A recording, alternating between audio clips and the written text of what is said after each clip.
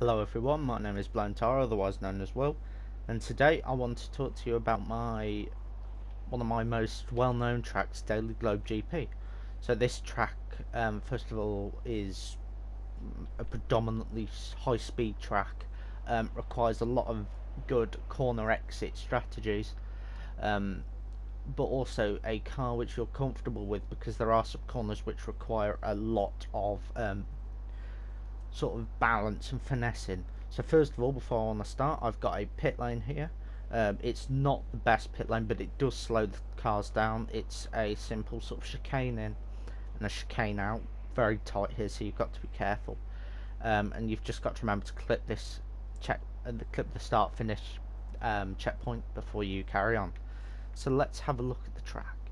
So to start off the track, the grid filters into this two-lane sort of off ramp, and following checkpoint 1 it goes under the highway, as I'm just going to try and get a good view.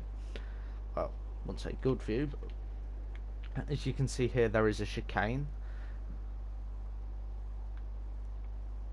No, that's better. As you can see here, there is a chicane. On the way in, it's not the best camera, but the track widens slightly. On the first lap, it is very difficult to get an overtaking move done, so you need to be quite cautious. It's a left-right chicane. I'm just going to try and see if I can slot in here. This might be beneficial. Bit better. On the exit, there are tyre barriers. This is to try and prevent you from running on this grass verge and effectively just taking as much speed. It requires a bit of skill. Overtaking is possible. The first corner is obviously going to be a really big problem due to the fact that obviously you can have on this track up to 30 people going into this checkpoint.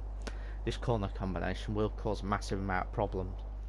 So following that, there is a straight and it goes under checkpoint 4 here. It's a sort of a shallow curve, and you come out here, checkpoint 6, there's one underneath. This carries on, and now you've got a very fast chicane. The first part is very quick.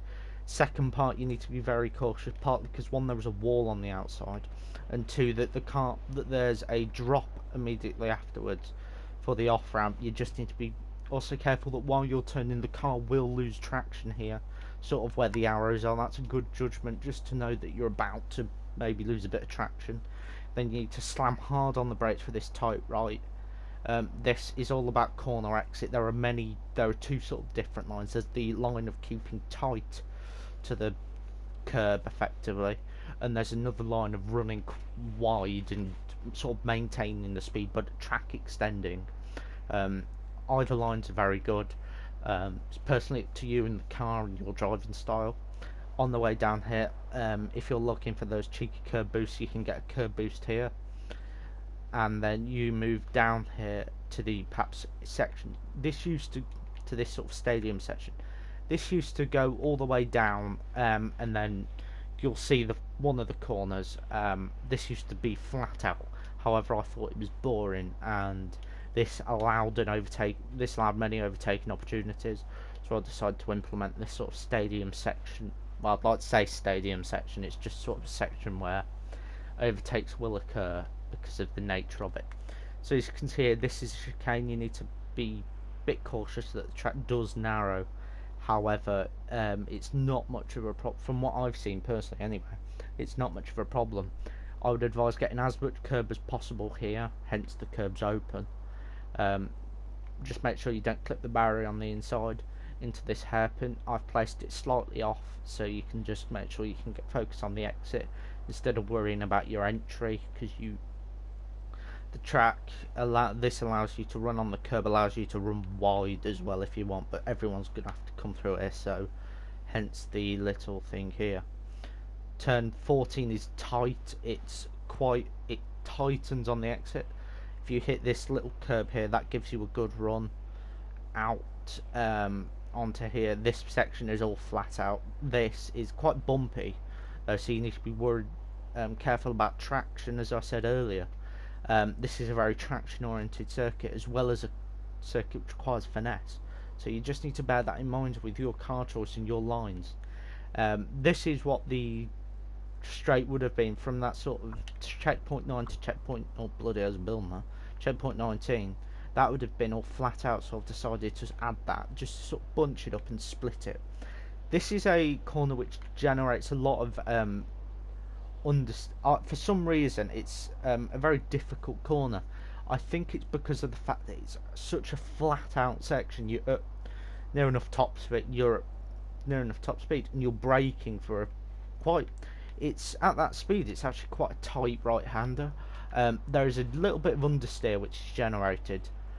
You just need to bear that in mind on corner entry and corner exit. Make sure you can get the car exited out the corner, because that's very key.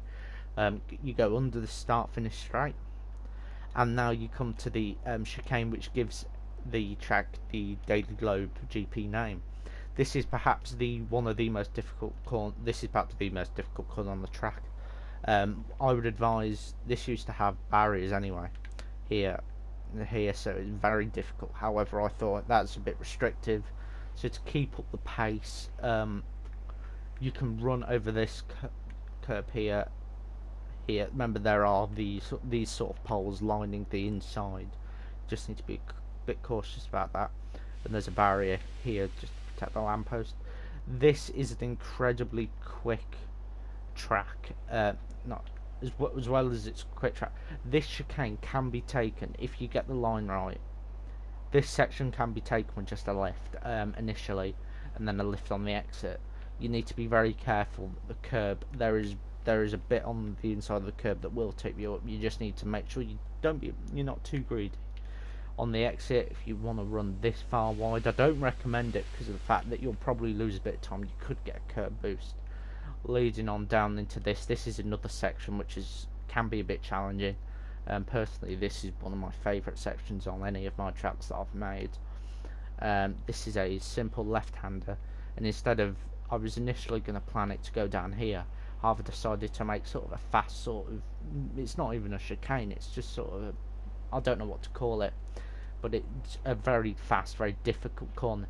As you can see, and you turn right, and this bit's a bit bumpy, and it does lower slightly here, and it's all about making sure you don't hit this barrier on the exit.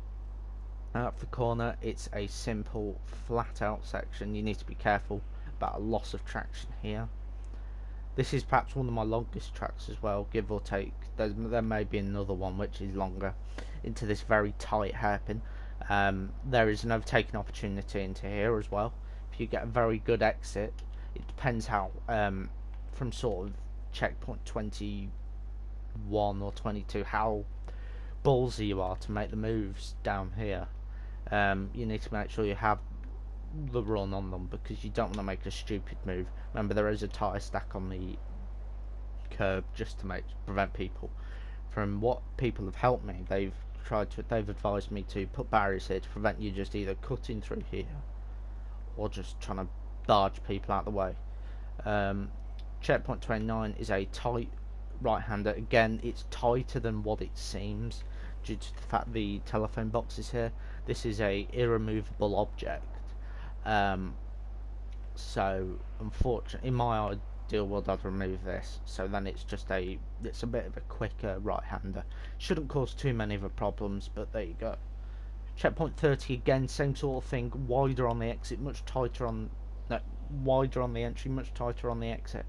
There's slight runoff if you make a mistake. There is a gap there for you to bring your car back over. Again, same sort of corners do generate a little bit of understeer. This corner generates, again, a little bit of understeer. It's all personal choice. I find that these corners are much generate understeer. Understeer seems like my favourite word here. This checkpoint and out of here, this is quite bumpy. A loss of traction will happen maybe unless you're very cautious with the throttle. This section's quite nice. It causes understeer yet again. I find that it does, but other people may disagree.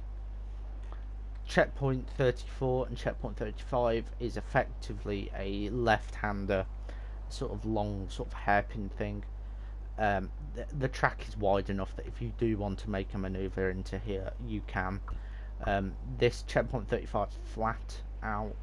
Checkpoint 36, there is a different, and checkpoint 37, there are differing lines into this section. Checkpoint 36, if you get the line right, well, not right, there are two different lines. If you want to take this corner flat out, naturally you're going to be on this side for for this turn here. If you lift, you're going to be on this side for the corner. This side will make sure you get the position, but you won't get the drive out because the corner will be tighter. If you go here, this will be it'll be vice versa. You won't get the turn in, but you'll get the exit power out. It depends on what you want and depends what moves.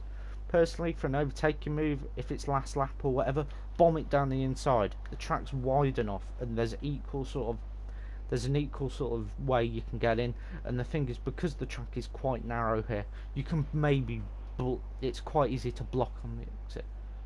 Sometimes it's corner exit, which is key here.